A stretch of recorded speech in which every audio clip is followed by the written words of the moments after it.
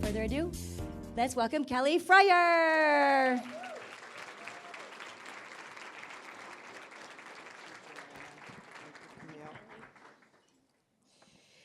Thank you. Thank you so much, Camille, and thank you, Joanna. What an amazing, I've heard about this women's salon. I couldn't have envisioned. It's so fancy. But really more to the point, Joanna, the way that you and your team supports the financial empowerment of women in this community is really something amazing. Don't you think? Thank you. And thanks for inviting me tonight. It's nice to see y'all. Thanks for coming out, even though you heard I was coming. I would like to actually start with you. So my question to you as we get started here tonight is, what is the scariest thing you've ever done in your life? Or if you're too embarrassed to say that, what's the second scariest thing you've ever done in your life? And I really want to encourage you to just turn to like the two people next to you and share that story. Just take like 2 minutes, but before I let you go, here's the deal. You have to promise to come back because you're going to have so much fun talking. So you're going to pinky swear with me that if I let you go, do you remember pinky swears? Okay, so everybody hold up your pinky. Let's pinky swear. On my honor, I will come back when Kelly calls me. Okay, talk to the two people next to you. What's the scariest thing you've ever done? Okay, I'm going to call you back. Let's remember you pinky sweared. Come on back. Come on back. Hold up your pinky and help me get everybody back. Oh, wonderful. Come on back. Come on back. Are we here? All right, excellent. So, who's got a really good story? No, really, who's got a good story? Just one. Yep. Hi, my name is Pat. I'm from New York. Hi, Pat. And when I lived in New York in the same house for almost my whole life, I moved here in 1997. And when I bought my house in 1997, I got hysterical crying. I was so scared to move to a new place, completely opposite of where I lived. But I love Tucson, and I was just telling people this is like being in the biggest church in the world. Pat, we're glad you're here. Who else has a story? All right, here we go. I think that what we feel is risky does not equal the actual real risks. Like going in a sailplane, no problem. I didn't feel scared at all. Or starting graduate school at 46, not that big a problem. But telling my friend that I didn't like the guy she set me up with, scary. Isn't that interesting? That's so great. So that's a really interesting observation. What reflections do you have? Like, think about the stories that you just heard. Think about the story that you just told. What reflection, like, what aha moment did you have? What kind of aha moment did you have as you were listening to these stories? What reflections do you have? Well, most like what she said, mostly what we fear is nowhere near as great as what actually happens. Yeah, sometimes it's bigger in our mind. Actually, for me, it was that what I really thought was scary, I could fake it till I make it. How many of you have ever faked it till you made it? Okay, those of you who are not raising your hand, you're faking it right now. Okay, what aha moments? Aren't we lucky? Why? Because our fears are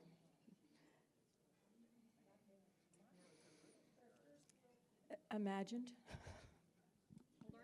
for many of us, our fears are imagined and relative to the kinds of things that other people have to be afraid of, maybe don't seem like that big of a deal. Okay, I'm not giving my presentation because you guys are so awesome. I'd say it's okay to ask for help to deal with your fears. Oh, I wanted her to tell you that. Oh, thank you. Thank you, yes. Well, and actually, also, it's the fears that those who love you are seeing when you're going through something very scary and realizing that they're as terrified or scared as you are. You know, I have a question for you. Maybe you didn't have a chance to tell your story tonight because your table mates talked too long. So I'm not talking to you. But how many of you had a story to tell tonight? Raise your hand if you had a story to tell. No, seriously, raise your hand if you had a story to tell. Now look around the room. First of all, I think it's helpful to remember that everybody feels scared sometimes. And that what scares one person is like no big deal for somebody else. Some of you might be feeling scared to death right this minute. Maybe it's about something in your personal life. Maybe it's something in your work life. Maybe you're just looking at the general state of the world. You know, what is the scariest thing on your horizon right now? Just think about that for a second. What is the scariest thing on your horizon? When Joanna asked me to speak tonight, I said, what do you want me to talk about? She said, talk about your life, talk about your work. And as I was thinking about what is it that I actually have to talk about, I thought, I have lived a very scary life. I think I can probably talk about living a scary life because I am that person. You know, when there's a fire, I don't run away from it. I run to it. If there is a challenge, if there is a problem, I run to it to try to do something about it. I am not claiming that as a badge of honor. Some people might say I need therapy. I come by it naturally. That person skydiving is my mother on her 65th birthday. I come by it naturally. It's just part of my genetic makeup, and apparently it is something I've passed on. That beautiful young woman in the back of the room there is my oldest daughter, who, when she turned 30, after having climbed the corporate ladder in marketing, she was the director of marketing and communications for the UK division of an international toy company, decided that she felt like she wasn't making a big enough difference in the world. So she quit her job and went to India, to a little village in the southern part of India, where her aunt, 25 years earlier, had started this little school for children without parents, most of whom are HIV affected. I'm like, Emma, for the first month when I talked to her, we were talking because of the big time difference. It was at night, and there were power outages, so we're FaceTiming, and she's completely in the dark. I felt so much better yesterday when I got to talk to her and it was daylight. I'm like, oh, okay, there are goats and cows and things that look familiar, and I think it's okay. But she's inherited this desire. You know, if there's a problem, if there's a challenge, if there's an injustice, if there's something that can be fixed, she runs to it and not away from it. And honestly, I think it has a lot to do with this, for me, personally. Because yes, that's me on the left. That is me in 1967, getting ready to go on stage to sing I'm a bow-legged chicken, I'm a knock-kneed hen. And though, yes, those are tap shoes. And I could, I'm not kidding, sing the song to you today. Do you know the song? Should we sing it together? And a knock-kneed hen. Now you know it. You know, I don't know if you can see the expression on my face. You know what my brother was doing in 1967? He was playing Little League. I was the best pitcher on the team my dad coached. But in 1967, that was what I had to do. I grew up with this incredible sense that the world is broken and I need to help fix it. And I think it has something to do with this. Ernie Banks, playing for the Chicago Cubs in 1969, was not only my hero, I literally, and I'm not even kidding, I wanted to grow up and be Ernie Banks. Now, there are all kinds of problems with that. We should have gone to the World Series in 1969, 1968, 1970. So I grew up with this sense that although the world is broken and we all have a responsibility to fix it, sometimes it takes a very long time. And it has something to do with this. That's Bobby Kennedy, and he's in my hometown in that picture. He was campaigning for a president, and that would have been 1968. And that is right before he came to my house. Not because I was famous or anything, I wasn't. My family they were mill rats. They worked in the mills. I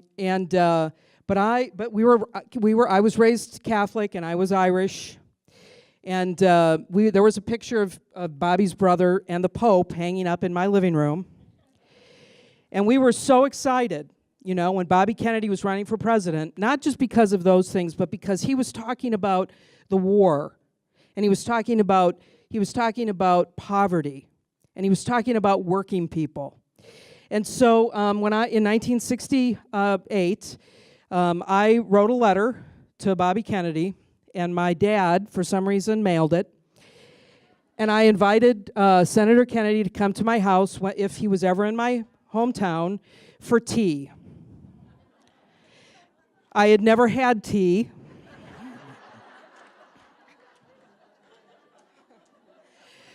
But I knew the Queen had tea, so I thought that would be a fancy thing to do. And we got a letter back saying that he was going to be in Hammond on a campaign swing, Hammond, Indiana, where I grew up, and that they would stop by our house. So the day that he was supposed to come, we got up really early, and what do you think we did? Women of a certain age. We cleaned the house. My mother actually moved the refrigerator and cleaned under it that morning. And then we decorated the car. We had a little red Pontiac Tempest, and it was we lived on a truck route. And so we went out, we decorated the car with ribbons, and we put a blanket on top of it, and we put our best clothes on, me and my little brother, 18 months younger than me, and we had breakfast out on the car roof. And then we had lunch, and then we had dinner, and then it started to get dark, and then the phone rang, and somebody from the campaign called, and my dad answered, and they said, "We're running late." You can see it's already getting dark there. We're running late, and we're not going to be able to come. Now, I do not know what my factory worker father said. But whatever it was, it changed their mind. It probably had something to do with, you are not going to disappoint my daughter. So it was about 9 o'clock at night. It was pitch black. And all of a sudden, we were still out on the car. And all of a sudden, our street filled up with lights because the television cameras were following. And there a mass of people just flooded into my street. My parents actually got shoved up against the front of our house. There were so many people that came, and a long stretch limousine. I couldn't see it. I didn't know till later, but everything stopped, and I heard this voice say, "Is Kelly Fryer here?"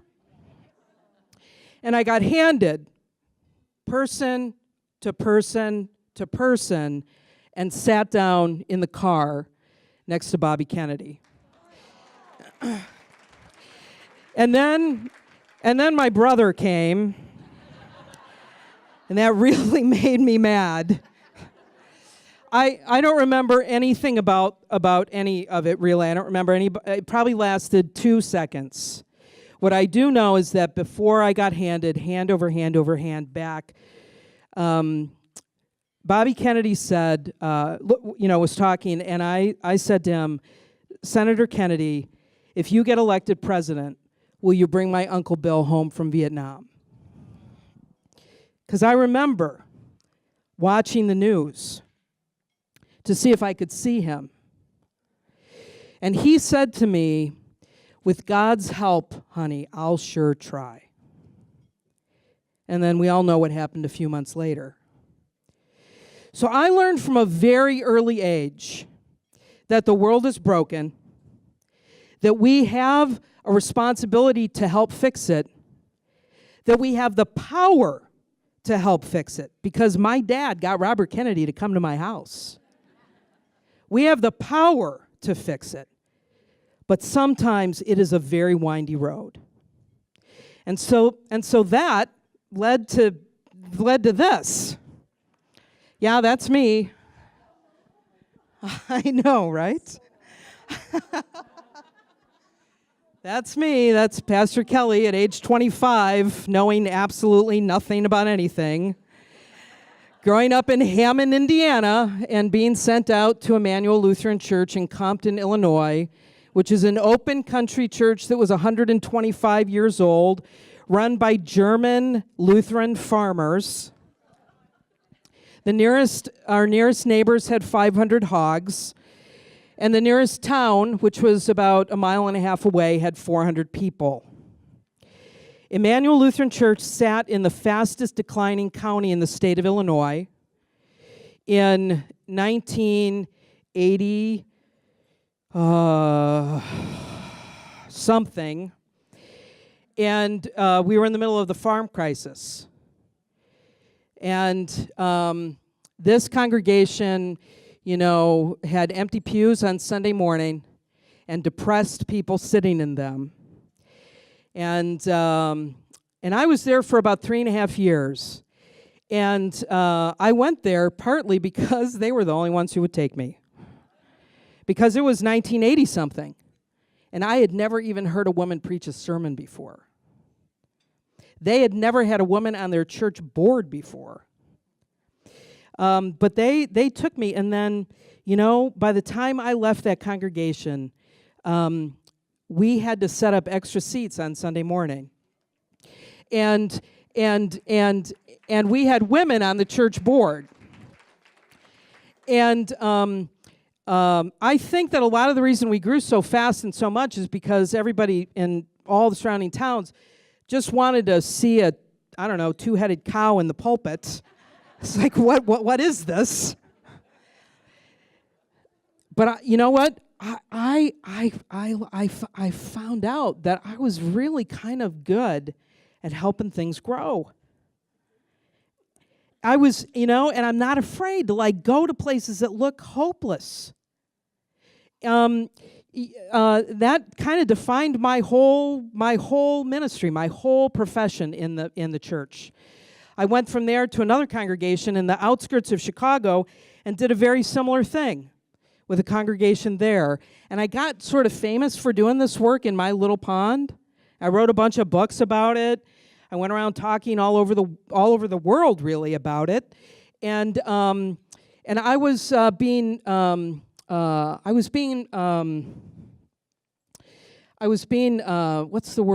cultivated to become the bishop of my denomination. And then, oh my God. know that Katy Perry song?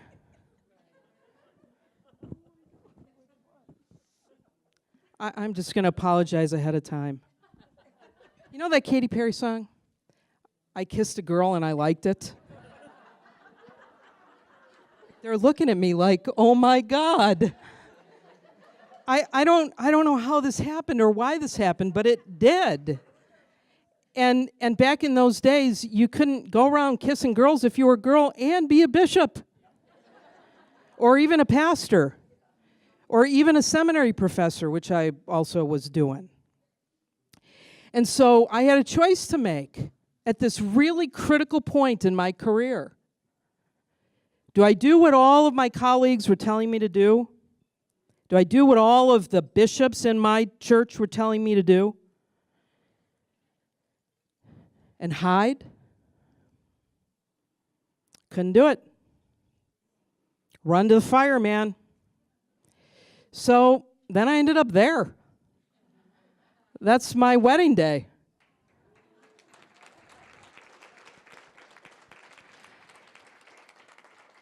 I know that doesn't look like me either, does it?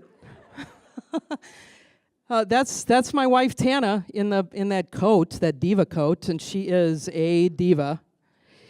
And our 3 kids, who walked us down the aisle at Grant Park and in front of families and friends. We got married that day 11 years ago, and I lost everything: my career, my friends.